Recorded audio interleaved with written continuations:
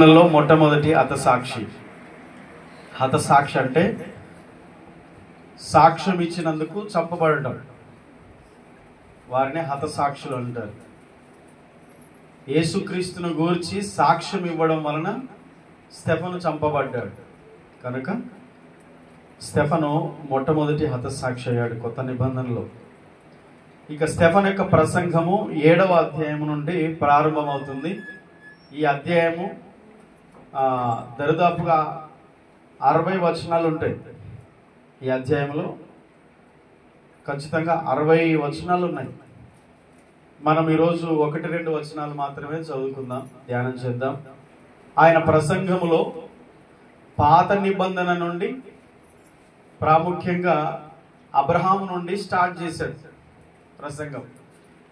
యూదులకు అర్థం కావడానికి, యేసుక్రీస్తు ఎవరో వారికి తెలియజేయడానికి వారి యొక్క పూర్వీకుల నుండే స్టెఫను వారి యొక్క వంశావళిని గురించి చెప్తూ యేసుక్రీస్తును రక్షకుడుగా, మెస్సియాగా వారు గుర్తించలేకపోతున్న కారణాన్ని బట్టి వారికి ఈ సత్యాన్ని ప్రకటించాలనే ఆశతో స్టెఫను ప్రసంగం చేశాడు. కాస్త మీరు అర్థమైన కాకుండా కొన్ని విషయాలు ఖచ్చితంగా అర్థమవుతాయి. మీరు మనసు పెట్టి శ్రద్ధగా వినండి. యేసుక్రీస్తును గూర్చి స్టెఫను వలె మనము కూడా సాక్ష్యం ఇచ్చేవారిగా, క్రీస్తును ప్రకటించేవారిగా, క్రీస్తు కొరకు జీవించేవారిగా మనం ఉండడానికి స్టెఫను మనకు ఒక మంచి మాదిరి, మోడల్గా ఉన్నాడు. ఆ పేరు వినగానే క్రీస్తుకు సాక్షిగా నిలబడిన వాడు, క్రీస్తు కొరకు హతసాక్షి అయిన వాడు స్టెఫను అన్న విషయాన్ని మన మనసులో, హృదయంలో ఉండిపోవాలి. ఇంకా ఎప్పటికి కూడా యేసు ప్రభువుని ఎన్ని శ్రమలు వచ్చినా, కష్టాలు వచ్చినా, ఈ లోక సంబంధంగా ఎన్ని పరిస్థితులు మనకి ఇబ్బందికరంగా మారినా, కొన్నిసార్లు మనుషులలో ప్రాముఖ్యంగా ఇంటివారు కూడా మనకు విరోధులుగా మారినటువంటి కాలం వస్తుంది, రాబోతుంది. అలాంటి పరిస్థితులు వచ్చినప్పుడు కూడా, ఆ శ్రమల కాలంలో కూడా స్టెఫను వలె మనము క్రీస్తు కొరకు సాక్షులుగా నిలబడాలి అనే ఆశతో మనం ఉండాలి. కాబట్టి స్టెఫను యొక్క జీవితాన్ని మనం ఆదర్శంగా తీసుకోవాలి. ఆమేన్. రైట్. ఇక మొదటి వచనం, 2వ వచనం చదువుదాం.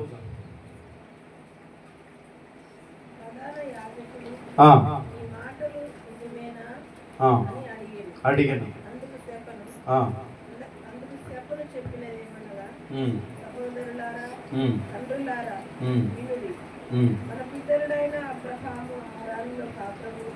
మన పితరుడైన అబ్రహాము హారానులో కాపురముండక మునుపు, మెసొపొతేమియాలో ఉన్నప్పుడు మహిమగల దేవుడు అతనికి ప్రత్యక్షమై,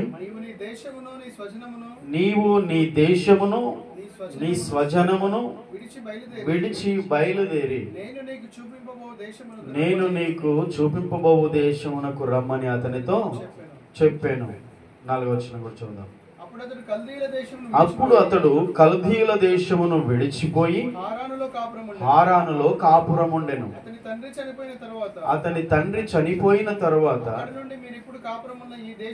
అక్కడ నుండి మీరిప్పుడు కాపురమున్న ఈ దేశమందు నివసించుటకై దేవుడు అతన్ని తీసుకొని వచ్చాను. చాలు. హల్లెలూయా. ఈ 4 వచనాలు మనకు వీలైతే ఈ వారం 2 వారాలు కూడా ధ్యానం చేయొచ్చు. అంటే మనము ఇక అబ్రహాము దగ్గరికి మనం వెళ్ళాలి. చెప్పండి, ఎక్కడికి వెళ్ళాలి? మనం ఇక్కడే ఉంటాం, కానీ మన మనసు ఎక్కడికి వెళ్ళాలంటే అబ్రహాం దగ్గరికి వెళ్ళాలి.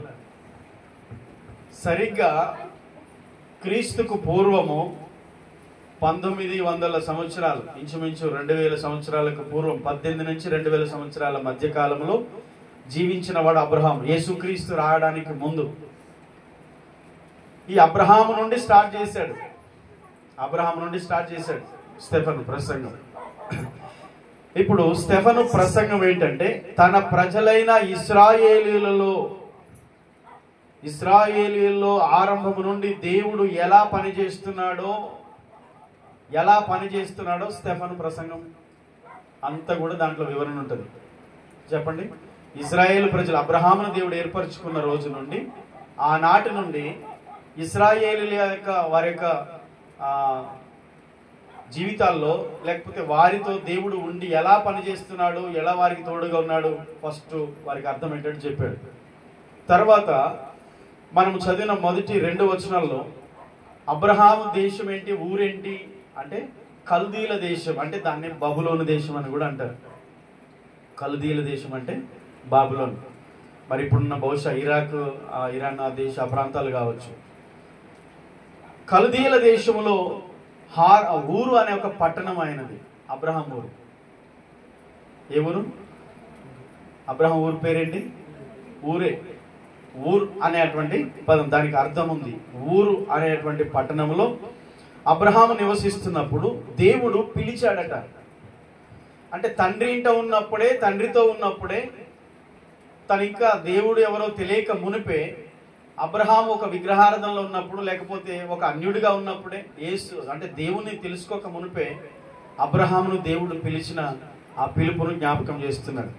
హారాను రాక మునుపు ఊరు అనే పట్టణంలో అబ్రహాము ఉన్నాడు. అబ్రహామును దేవుడు అప్పుడే పిలిచాడు. ఆదికాండం 15వ అధ్యాయం 7వ వచనంలో కూడా ఈ విషయం దేవుడు అంటాడు, ఇదిగో అబ్రహామా, నేను నిన్ను కల్దీల దేశంలో ఊరు అనే పట్టణంలో ఉన్నప్పుడు నేను నిన్ను పిలిచాను అంటాడు.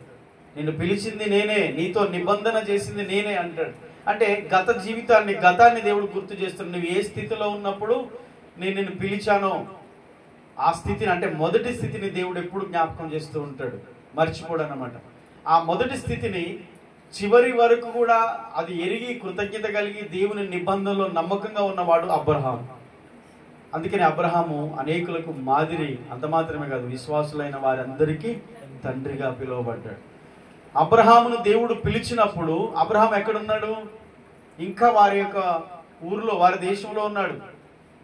ఇంకా అప్పటికి అబ్రహాము హారానుకు రాలేదు, కల్దీల దేశంలో ఉన్నాడు. అంటే ఊరనే పట్టణంలోనే ఉన్నాడు. తన వృత్తి, తన పని తను చేస్తుండగా దేవుడు పిలిచాడు. మరి ఇక్కడున్న మనందరినీ కూడా దేవుడు పిలిచాడు.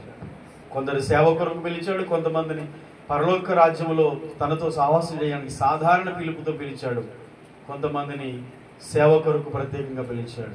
మరి దేవుని యొక్క పిలుపు ప్రజలందరికీ వస్తుందా? కల్దీల దేశంలో ఊరనే పట్టణంలో ఎంతో మంది ఉన్నారు. అబ్రహాము బంధువులు ఎంతో మంది ఉన్నారు, అబ్రహాము స్నేహితులు ఎంతో మంది ఉన్నారు. కానీ దేవుడు అబ్రహాముని ఎందుకు పిలిచాడు? అబ్రహామును పిలిచాడంటే ఖచ్చితంగా అబ్రహామును దేవుడు ఆశీర్వదిస్తాడు. అయితే ఒక నిబంధన కూడా చేశాడు. ఆ నిబంధనలో అబ్రహాము నిలిచున్నాడు. రైట్. ఇక స్టెఫను చెప్తున్నాడు, అబ్రహామును, మన పితరుడైన అబ్రహామును మెసొపొటేమియాలో ఉన్నప్పుడు, అంటే ఇంకా హారానుకు రాకమునుపే దేవుడు అబ్రహామును పిలిచాడు అని వారికి జ్ఞాపకం చేస్తున్నాడు. తర్వాత హారాను వదిలి రమ్మన్నాడు. హారానుకు ఎప్పుడు వచ్చాడు అబ్రహాం అని అంటే, దేవుడు పిలిచిన తర్వాత కొన్ని రోజులకు ఇక అబ్రహాము తన యొక్క వృత్తిని, తన దేశాన్ని, తన బంధువుల్ని విడిచి వస్తున్నాడు. హారాన్ అనే ప్రాంతం వరకు వచ్చాడు. అప్పటికి అబ్రహాము తండ్రి ఉన్నాడు. అబ్రహాము తండ్రి తెరహు బ్రతికే ఉన్నాడు. హారాన్ అనే పట్టణమునకు వచ్చిన తర్వాత అబ్రహామును దేవుడు ఇక సిద్ధపరుస్తున్నాడు కానానికి వెళ్ళడానికి. హారానులో తన తండ్రి అయిన తెరహు చనిపోయాడు. మనకు ఆదికాండము 11వ అధ్యాయంలో చివరి వచనాల్లో ఈ విషయాలు మనకు కనిపిస్తాయి.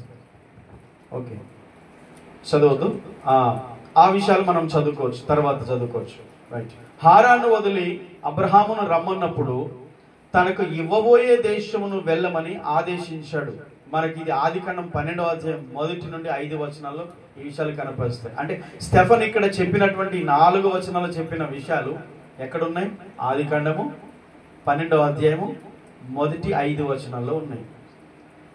దేవుడు అబ్రహామును పిలిచి ఆశీర్వదిస్తాడు. ఈరోజు మనందరినీ పిలిచిన దేవుడు మనకు కూడా ఒక నిబంధన చేసి, తన రక్తమును మన కొరకు కార్చి, తన రక్తము చేత మనతో నిబంధన చేసి, మనల్ని కొని నిత్య స్వాస్థ్యమైన నిత్య రాజ్యానికి మనలందరినీ దేవుడు పిలుస్తున్నాడు.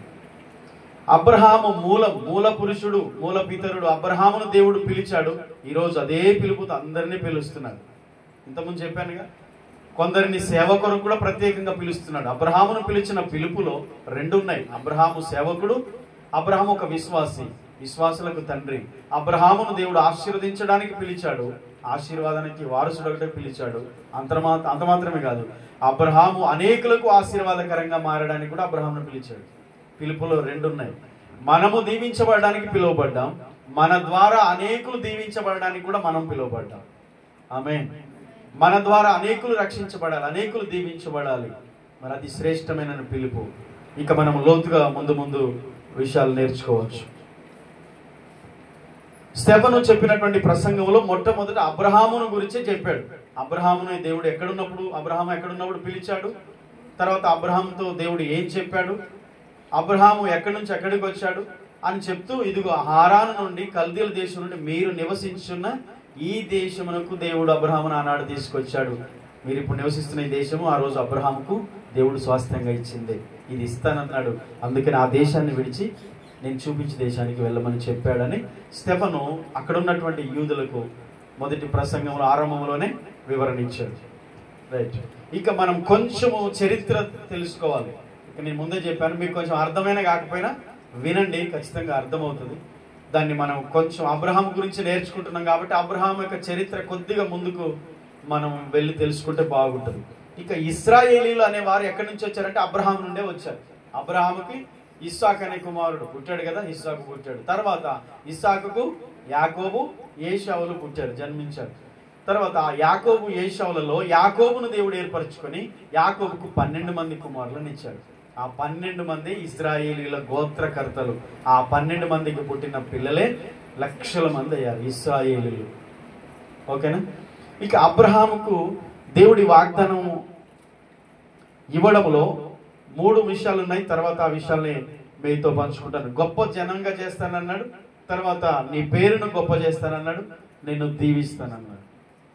అవన్నీ కూడా మనకు వర్తిస్తాయి. భూ సంబంధంగా పర సంబంధంగా 2 దీవెనలు ఉన్నాయి మనకు. ఓకేనా? ఈ 2 దీవెనలు ఉన్నాయి. ఆ విషయాలు మనం ముందు నేర్చుకోవచ్చు.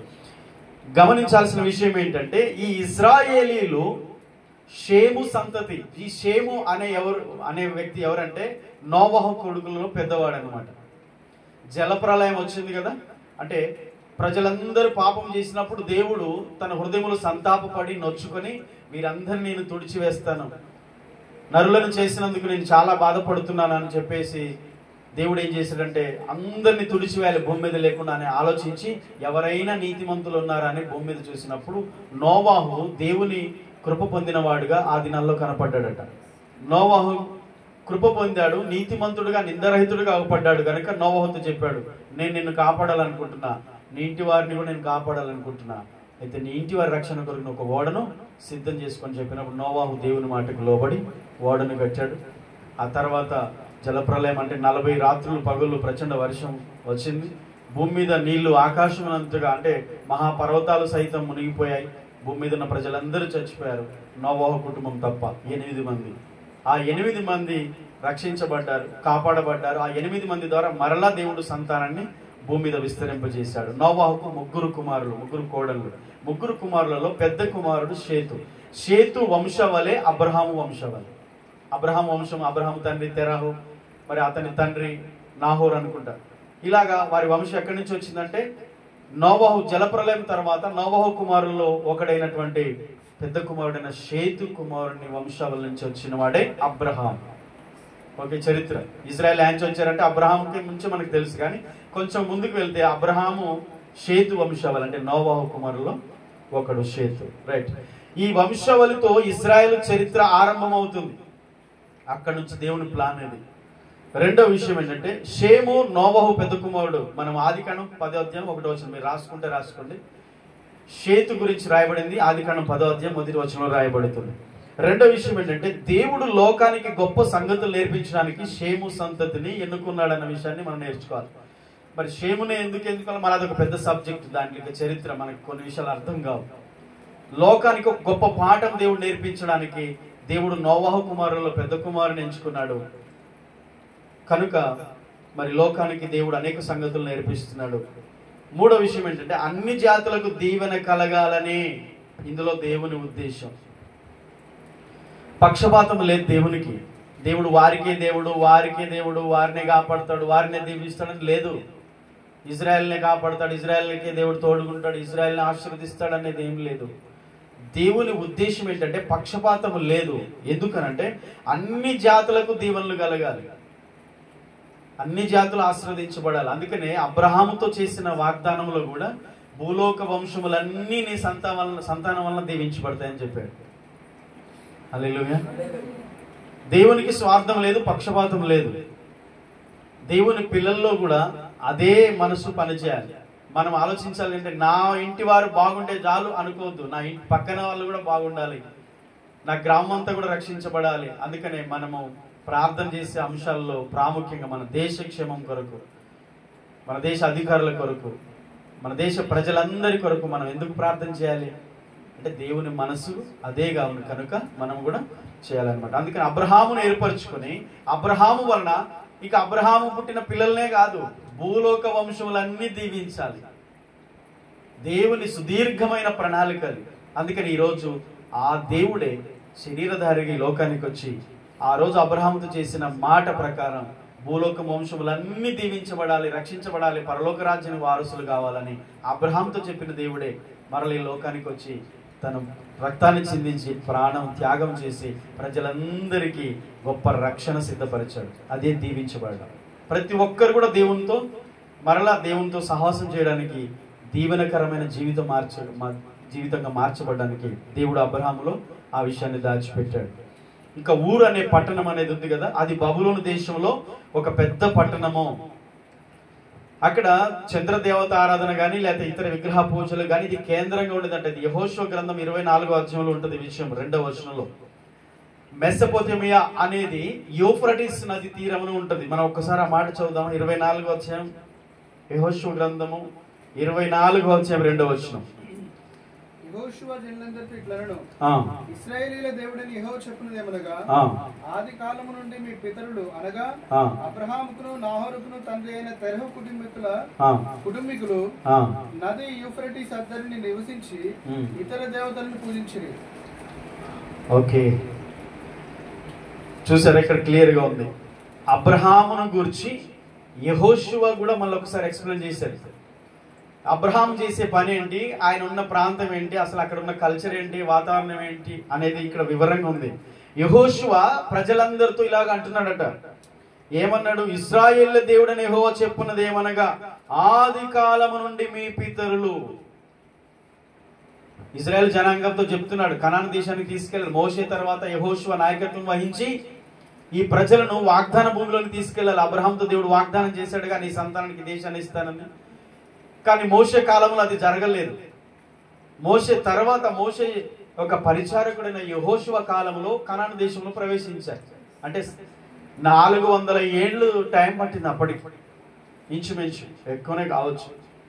యెహోషువ నాయకత్వంలో వెళ్ళారు. అప్పుడు చెప్తున్నాడు, ఇదిగో మీ పితరులు ఆది కాలము నుండి, మీ పితరులు అనగా అబ్రహాముకును నాహోరుకును తండ్రి అయిన తెరహు కుటుంబీకులు. నది అనగా ఇక్కడ యూఫ్రటీస్ నది. ఈ నది అద్దరిని, ఈ నది తీరమున ఉన్నదే మెసొపొతేమియా. అదే ఆనాడు బబులోను, ఆనాడు అబ్రహాము తన పితరులు నివసించింది. అక్కడ నుండి దేవుడు ఎక్కడ రమ్మన్నాడు? ఆశీర్వదించబడిన ప్రామిస్ ల్యాండ్, వాగ్దాన భూమికి రమ్మన్నాడు. ఆమేన్. ఇది మనకు ఆధ్యాత్మిక గొప్ప పాఠం. ఇది నీ పాత జీవితము, ఆ పాత స్వభావము, పాత పద్ధతులు, ప్రాచీన స్వభావం, లేక దేవునికి ఇష్టం లేని హేయమైన అయిష్టమైన క్రియలు, జీవితం, మాటలు, ప్రవర్తన ఏవైతే ఉన్నాయో వాటి నుంచి దేవుడు ఆశీర్వదించినటువంటి స్థలంలోనికి, అనగా దేవుడు మన కొరకు సిద్ధపరిచిన ఆ నిత్య సన్నిధిలోనికి, ఆయన నూతన జీవంలోనికి మనం రావాలని దేవుని యొక్క ఆశ. ఎన్నో కోణాల్లో మనం ఆలోచించవచ్చు. భౌతికంగా అబ్రహాము ఆ దేశాన్ని, ఆ ప్రాంతాన్ని విడిచి రావాలి. కానీ ఇప్పుడు మనము ఈ ప్రాంతాన్ని విడిచి, ఈ దేశాన్ని విడిచి, ఈ ఊరు విడిచి వెళ్ళిపోవడం కాదు. ఆ పాత జీవితం, దేవునికి ఇష్టం లేని ఆ ప్రాంతము, ఆ స్థలాన్ని, ఆ పరిస్థితులను మనం విడిచిపెట్టి ఏం చేయాలి? దినదినము క్రీస్తు పోలికలో మార్చబడాలి. చాలా విషయాలు మనం నేర్చుకోవచ్చు. ఓకే, కాబట్టి అబ్రహాము ఇతర దేవతలను, తన తండ్రి కానీ తన సహోదరుడు కానీ అబ్రహాము కానీ, వారు నివసించి ఇతర దేవతలను పూజించిరి. ఎందుకు అక్కడికి వెళ్ళామంటే, ఈ ఊరు అనే పట్టణము విగ్రహారంతో కూడింది. అబ్రహాము నివసించిన ఫస్ట్ ఆయన ఊరు, పట్టణం పేరు కూడా ఊరు. ఊరు అనే పట్టణం విగ్రహారాధనతో నివసించిన ప్రాంతం. మరి దేవుడు ఏం చెప్పాడు? అక్కడ నుండి రమ్మని చెప్పాడు. ఆ విషయాన్ని జ్ఞాపకం చేస్తుంది కనుక దీనికి సంబంధించి మనము ఆ యొక్క వచనాన్ని మనం చదువుకున్నాం. రెండవది ఆదికాండము 11వ అధ్యాయము చివరి వచనాలు ఒక్కసారి చదువు. మనము ఈ విషయం అర్థం చేసుకోవాలి. ఒక్కసారి తీసిన వాళ్ళు చదవండి. 11వ అధ్యాయం చివరి వచనాలు. అబ్రహామును దేవుడు పిలిచినప్పుడు హారానికి వెళ్ళారు తన తండ్రి అబ్రహాము కలిసి. తెరహు అబ్రామును నాహోరును హారానును కనెను. హారాను లోతును కనెను. హారాను తాను పుట్టిన దేశమందలి కల్దీల ఊరను పట్టణంలో తన తండ్రి అయిన తెరహు కంటే ముందుగా మృతి పొందెను. అబ్రామును నాహోరును వివాహం చేసుకుని. అబ్రాము భార్య పేరు షారయి, నాహోరు భార్య పేరు మిల్కా. చివరి వచనాలు చూద్దాం. 31, 32. తెరహు తన కుమారుడు అబ్రామును తన కుమారుడు అనగా హారాను కుమారుడు లోతును తన కుమారుడు అనగా హారాను తన కుమారుడు అబ్రాము భార్య అయిన షారయి అని తన కోడల్ని తీసుకొని కానానుకు వెళ్ళుటకు కల్దీల ఊరను పట్టణంలో నుండి వారితో కూడా బయలుదేరి హారాను మట్టుకు వచ్చి అక్కడ నివసించింది. హారాను మట్టుకు వచ్చి అక్కడ నివసించిరి. తెరహు బ్రతికిన దినములు 200 ఏళ్ళు. తెరహు హారాన్లో మృతి పొందెను. దేవుడు అబ్రహాముతో పిలిచినప్పుడు, అబ్రహాంతో మాట్లాడినప్పుడు, అబ్రహామును పిలిచినప్పుడు అబ్రహాము కల్దీల దేశంలో ఊరనే పట్టణంలోనే ఉన్నాడు. తర్వాత కొంతకాలానికి ఇక దేవుడు చెప్పిన ప్రకారంగా అబ్రహాము బయలుదేరాడు. తన తండ్రి అబ్రహాము, తన అబ్రహాము భార్య, అలాగే తన సహోదరుడు అబ్రహాము యొక్క సహోదరుని కొడుకు లోతును వెంట పెట్టుకొని బయలుదేరాడు. హారాన్ అనే పట్టణానికి వచ్చిన తర్వాత అక్కడ నివసించారు. హారాన్లో అబ్రహాము తండ్రి చనిపోయాడు, పెద్ద మనిషి చనిపోయాడు. తెరహు మృతి పొందిన తర్వాత అబ్రహాము అక్కడ ఉన్నప్పుడు, ఇప్పుడు హారాన్ అనే పట్టణం ప్రస్తుతము ఎక్కడుందంటే టర్కీ దేశంలో ఉందంటే సిరియా దేశానికి సరిహద్దుల్లో ఉంది. అబ్రహాము నివసించిన ప్రాంతం ఎక్కడుంది? యెహోషువ 24:2 చదువుకున్నాం. యూఫ్రటీస్ నది తీరం ఉంది. అక్కడ నుండి ఊరనే పట్టణం నుండి ఎక్కడికి వచ్చాడు? హారాన్ అనే పట్టణానికి వచ్చేసాడు. అంటే దేవుని యొక్క దిశగా మార్గంలో దేవుడు పిలిచిన పిలుపుని బట్టి దేవుడు ఎక్కడికి వెళ్ళాడో వెళ్తున్నారు. హారాన్ అనే పట్టణం వచ్చిన తర్వాత అక్కడ అబ్రహాము తండ్రి చనిపోయాడు. హారాన్లో కాపురం ఉండెను. అంటే ఒకరోజు పోయింది కాదు, అక్కడ చాలా రోజులు ఉన్నారు. దేవుడు పిలిచిన పిలుపు నెరవేర్పు కొరకు కూడా కొంత సమయం పడుతుంది. చాలా మంది తొందరపడతారు కదా, దేవుడిని నమ్ముకోగానే నాకు మంచి జరగలేదు, ఎమ్మటే ఇది కాలేదు, దేవుడు ఏం చేయలేదు అంటారు. ఒక్కొక్కరి జీవితాన్ని చూడండి. దేవుడు పిలిచిన తర్వాత కొన్ని సంవత్సరాల టైం పట్టింది ఆ పిలుపు అర్థం కావడానికి. కొన్నిసార్లు దేవుని యొక్క ఉద్దేశం, దేవుని ప్రణాళిక అర్థం కావడానికి కూడా టైం పడుతుంది. కానీ మన జర్నీ ఆపొద్దు, దేవునితో ప్రయాణం ఆపకూడదు.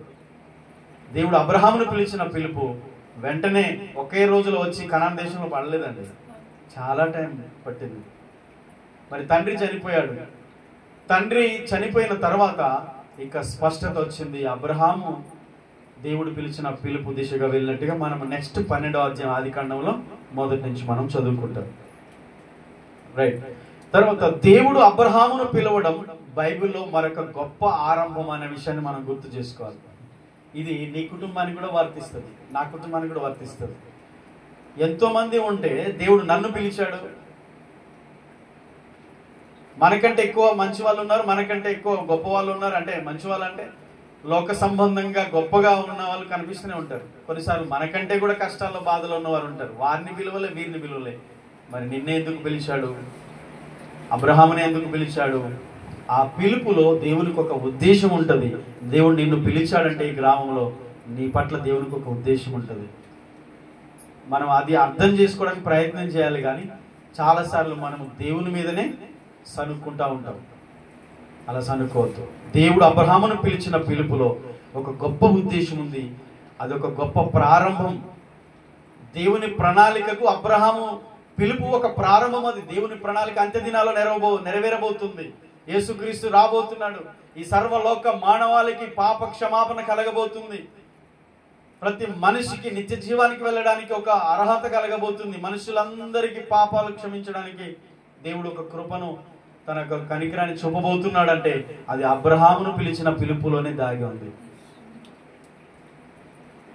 ఎక్కడికో సుదీర్ఘంగా దేవుని యొక్క ఆలోచనలు ఉన్నతమైనవి. భవిష్యత్ తరాలకు కొన్ని వందల సంవత్సరాలకు ముందుగానే దేవుడు ఆలోచిస్తూ ఉంటాడు. మరి అబ్రహామును పిలిచిన పిలుపులో ఈరోజు మనం రక్షించబడ్డాం. యేసుక్రీస్తు ఆ పిలుపులో నుండి వచ్చాడు, అబ్రహాములో దాగి ఉన్నాడు. దేవుని యొక్క ఉద్దేశం అది. రెండో విషయం, క్రీస్తుకు పూర్వము సుమారు 1900 సంవత్సరాల క్రితము ఇది జరిగిన సంఘటన అబ్రహాం గురించి అనేది మనం నేర్చుకున్నాం. ఇక ఇక్కడ నుండి క్రొత్త నిబంధన గ్రంథంలో అపోస్తలుల కార్యాల గ్రంథం వరకు కూడా అబ్రహాము సంతతి వారి చరిత్ర మనకు కనిపిస్తుంది. ఇది గమనార్హం, మనం చాలాసార్లు గమనించాలి. కొంతమంది బైబిల్ చదవరు, మాకు తెలియదు అనుకుంటారేమో, కానీ అర్థం చేసుకోండి, అబ్రహాము యొక్క సంతతి వారి యొక్క వంశావళి చరిత్ర అనేది నేటికి కొనసాగుతూనే ఉంది. స్పష్టంగా బైబిల్లో మాత్రం అపోస్తలుల కార్యాల వరకు కూడా ఆ చరిత్ర వారి గురించి మనకు కనిపిస్తూ ఉంటుంది. దేవుడు ఒక్కసారి మాట ఇచ్చాడంటే ఆయన ఇక మాట వెనక్కి తీసుకోడు, ఆయన మర్చిపోడు. మనుషులంగా మనం మర్చిపోతాం కదా, మనం మర్చిపోతాం, కానీ దేవుడు ఎప్పుడు మర్చిపోడు. 100 సంవత్సరాలు గడిచిన అబ్రహాముతో దేవుడు చేసిన వాగ్దానాన్ని మర్చిపోలేదు. అబ్రహాముతో వాగ్దానం చేసిన దేవుడు అబ్రహాములో మనం విశ్వాసం మూలంగా ఆయన పిల్లల కనుక మనతో కూడా వాగ్దానం చేసినట్టే. అబ్రహాముకి ఇచ్చిన వాగ్దానం, ఆ దీవెన, నిబంధన మనకు కూడా వర్తిస్తుంది. ఆమేన్. నేనెందుకు దేవుని నమ్ముకున్నానా, నేనెందుకు ప్రభుని అంగీకరించానా, ఎందుకు ఆయన మార్గంలో నడుస్తున్నాను, ఎందుకు నాకు అనే బాధపడాల్సిన అవసరం లేదు. దేవుని ప్రణాళిక మనకు అర్థమైనా కాకపోయినా ఆయన చెయ్యి గట్టిగా పట్టుకొని ఆయన ఏమి చేసినా ఆయనే, దేవా నీ ఇష్టం నీ చిత్తం అని గట్టిగా గుడ్డిగా విశ్వాసంతో ప్రభువుని నమ్మి ఆయన వెంబడిస్తే చాలు, మన జీవితం మనకి ఇప్పుడు అర్థం కాకపోయినా పర్వాలేదు, రానున్న దినాల్లో దేవుని ప్రణాళిక స్పష్టంగా మనకు అర్థమవుతుంది. అప్పుడు అర్థం కాలే అబ్రహాముకి. దేవుడు పిలిచాడు, స్వరం వినబడింది, బయలుదేరుతున్నాడు, కానీ తన జీవితంలో ఏం జరుగుతున్నాయి? అన్ని నిరుత్సాహమే, అన్ని ఆటంకాలే, అన్ని అవరోధాలే, ఏ క్లారిటీ లేదు తన జీవితానికి ముందు. నమ్మాడంతే, విశ్వాసముతో వెళ్తున్నాడు, కానీ ఒక క్లారిటీ లేదు. స్క్రీన్ మీద చూపించినట్టు, ఇదిగో నీకు ఇది ఇస్తా, ఇది ఇస్తా, ఇది చూడు, ఇది చూడు అని అన్ని చూపిస్తే చూసి నమ్మినవాడు కాదు అబ్రహాం, చూడక నమ్మినవాడు, చూడకనే నమ్మాడు. అందుకనే అబ్రహాము విశ్వాసమూలంగా నీతిమంతుడని తీర్చబడ్డాడు. దేవుడిని నమ్మాడు అబ్రహాము, అది అతనికి నీతిగా ఎంచబడింది. ఈరోజు అబ్రహాం విశ్వాసులకు తండ్రి అయ్యాడు. నీ జీవితం అబ్రహాం వలె, నా జీవితం అబ్రహాం వలె దీవెనకరంగా, ఇతరులకు ఆశీర్వాదకరంగా మారాలంటే మనం క్వశ్చన్ చేస్తూ, ప్రశ్నలు వేస్తూ కాదు, మన జీవితాన్ని ప్రతిసారి విమర్శించుకుంటూ, మనల్ని మనమే దూషించుకుంటూ కాదు, విశ్వాసంతో దేవునికి మన జీవితాన్ని అప్పగించుకొని ముందుకు వెళ్ళడమే మనకు దీవెన. దేవుడు తప్పకుండా పిలిచిన దేవుడు విడిచిపెడతాడా? అబ్రహాం విడిచిపెట్టాడా? లేదు. ఎన్ని మిస్టేక్స్ చేశాడు అబ్రహాం, చాలా సార్లు పొరపాట్లు కూడా జరిగిన దేవుడు మాత్రం కొంచెం గ్యాప్ ఇచ్చాడు, మరలా అబ్రహాముని దర్శించాడు, మరలా అబ్రహాముని దర్శించాడు. అబ్రహాముని వెన్నంటి ఉన్న లోతు విడిచిపోయిన తర్వాత అబ్రహామును దేవుడు దర్శించాడు. అబ్రహాముకు ఎన్ని సమస్యలు వచ్చినా, కొన్నిసార్లు హాగర్ విషయంలో అబ్రహాము దేవునికి వ్యతిరేకంగా, అంటే దేవునికి ఇష్టం లేని ఒక చిన్న పొరపాటు చేసిన కొంచెం దేవుడు గ్యాప్ ఇచ్చాడు, మరలా అబ్రహామును దేవుడు దర్శించాడు. ఇచ్చిన మాటను నిలబెట్టుకుంటాడు ఆయన. ఇచ్చిన మాటను నిలబెట్టుకునేవాడు దేవుడు. మనం తప్పిపోతాం, మాట ఇస్తాం, మనం తప్పిపోతాం, ఆయన తప్పిపోడు. విశ్వాసులు గమనించాలి, దేవుడు మాట ఇచ్చి తప్పే దేవుడు కాదు, అబద్ధ మాటకు ఆయన నరమాత్రుడు కాదు. ఇక తండ్రి చనిపోయిన తర్వాత వెనక్కి వెళ్ళిపోవాలి, హారాన్ నుండి గో బ్యాక్. కష్టాలు ఎక్కువైతున్నాయి, ఇబ్బందులు ఎక్కువైతున్నాయి, శ్రమలు ఎక్కువైతున్నాయి. కల్దీల దేశం నుండి, ఊరనే పట్టణం నుండి హారాన్ వరకు వచ్చాం. ఇంకా ఇక్కడ ప్రతికూలమైన పరిస్థితులు ఉన్నాయి. ఇక కనాన్ ఏంటో, ఆ దేశం ఎక్కడుందో తెలియదు, హారాన్ వరకు రాగలిగాను. కానీ ఇంకా దేవుడు చెప్పాడు అప్పుడు, కానీ ఇంకా మళ్ళీ ఇక్కడికి అనపడలేదు. ఇక అప్పుడు చెప్పాడు కానీ ఇంకా ఎప్పటి నుంచి ఇంకా అడ్రస్ లేదు. ఇక దేవుడు రోజు మాట్లాడితే బాగుండు, ఎప్పుడో చెప్పాడు, ఇంకా ఆయన చెప్పట్లేదు, ఆయన స్వరం లేదు, ఆయన మాట లేదు, ఆయన పిలుపు లేదు, ఆయన దర్శనం లేదు. ఇక దేవుడు నన్ను దర్శించట్లేదు, ఇక నేనేం చేయలేను, నాకేం అర్థం కావట్లేదు ఈ పరిస్థితులు, నేను వెనక్కి వెళ్ళిపోతా, హారాన్ నుంచి గో బ్యాక్, ఊరనే పట్టణం నేను వెళ్ళిపోతా అనుకోలేదు. సందిగ్ధంలో ఉన్నప్పుడు అబ్రహామును దేవుడు దర్శించాడు, మరలా దర్శించాడు. అదే 12వ అధ్యాయం ఆదికాండం మొదటి నుంచి ప్రారంభమైంది. ఆ కష్ట సమయంలోనే దేవుడు దర్శించాడు. తండ్రి చనిపోగానే అబ్రహామును దేవుడు దర్శించాడు. శ్రమల్లో, ఇబ్బందుల్లో, కృంగుదల్లో, నిరుత్సాహంలో, కన్నీటి వేదనలో, సమస్యలు ఉన్నప్పుడు దర్శించాడు. ఆయన పిలిచాడు, మరిచిపోడు. ఆయన పిలిచాడు, మరిచిపోడు. పిలిచిన దేవుడు నమ్మదగినవాడు. ఆయనే చెప్పాడు కదా, నిన్ను విడువను, నిన్ను ఎడబాయను, నిన్ను విడువను, నిన్ను ఎడబాయను. ఆయనే చెప్పాడు. ఆమేన్, ఆమేన్. అబ్రహామును గూర్చి కొన్ని విషయాలు ఉన్నాయి. 5 విషయాలు 5 నిమిషాల్లో. ఇక అబ్రహామును దేవుడు పిలిచిన పిలుపు గొప్పది. అబ్రహాములో 5 విషయాలు ఉన్నాయి. ఒక్కొక్కటి మనం తర్వాత నేర్చుకోవచ్చు. మీరు రాసుకుంటే రాసుకోండి. మొట్టమొదటిది అబ్రహామును గురించి 5 ప్రత్యేకతలు. అబ్రహాము యూదా జాతికి, ఇశ్రాయేలీయులకు తండ్రి అయితే విశ్వాసులకు కూడా తండ్రి అయిన, అన్య జనముల నుండి రక్షించబడిన సంఘముగా పిలువబడిన యేసుక్రీస్తు రక్తము చేత కొనబడిన సంఘముగా పిలువబడిన మనందరికి, విశ్వాసులైన మనకు కూడా తండ్రి. ఇశ్రాయేలులకే మూల పితరుడు, మూల పురుషుడు. తండ్రి కాదు, కేవలం యూదా జాతికి మాత్రమే కాదండి, ఇశ్రాయేలులకే కాదు, మనందరికి కూడా ఆయన తండ్రి. ఆమె అంత గొప్ప వాగ్దానాలు పొందుకొని అంత గొప్పగా దీవించబడ్డాడు.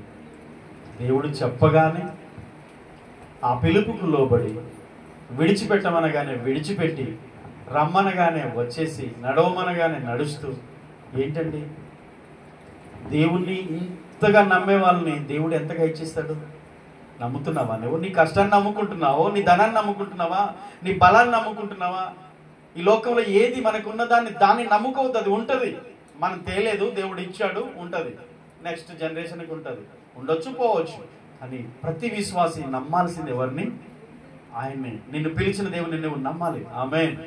అబ్రహాముకి ఆస్తి లేదనుకుంటున్నారా? అప్పటికి కల్దీల దేశంలో ఊరనే పట్టణంలో ఉన్నప్పుడు ఆయనకు లేదనుకుంటున్నారా? బీదవాడు కాదండి అబ్రహాము, అప్పుడు కూడా ఉన్నది ఆయనకు.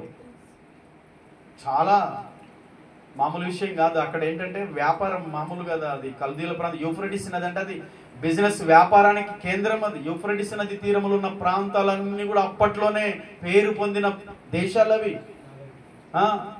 ప్రాచీన నాగరికత గురించి అంటే సోషల్ దాంట్లో మనం చదివితే చాలా విషయాలు తెలుస్తాయి. కానీ బైబిల్లో ఉన్న సంగతులు ఆలోచించినప్పుడే అబ్రహాముకు అప్పటికే బాగున్నాడు, కానీ దేవుని పిలుపుకు లోబడ్డాడు.